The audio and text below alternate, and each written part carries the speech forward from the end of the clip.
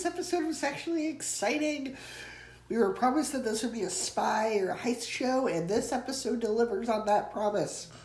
So, first off, I love this new villain. We get this new villain this episode. He's very fun to hate. This arrogant little jerk. He just goes so far as to threaten to hit his own child simply for needing help with putting on his uniform. It's like, no, your mother should not help you put on your uniform. You're 12, you should know how to do that. You're like, I'm going to hit you for that. Okay, I hate him, and he's so fun to hate.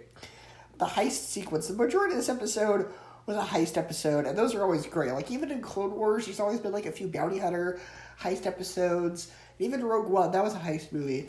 So the heist sequence in this episode was very exciting, but I do feel it went a little bit too easily. Usually in Type there's always, things go wrong, and I don't know, not enough went wrong for the characters in this episode. I feel like there should have been more obstacles and danger during the heist to truly raise the stakes, make the episode just a little bit more exciting.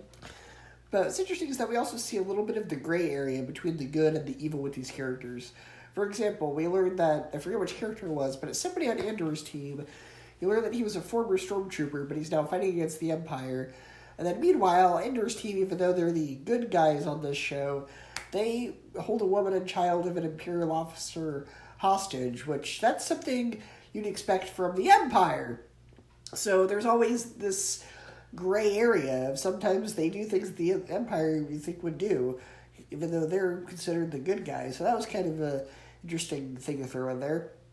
And the TIE Fighter escape sequence was fantastic, and probably the best scene in this episode. It really felt like classic Star Wars. This is episode 6 out of 12, so we are officially halfway through the season now. Up to this point, it's been exposition, but by now I feel the stakes have been established. We've gotten to know the characters.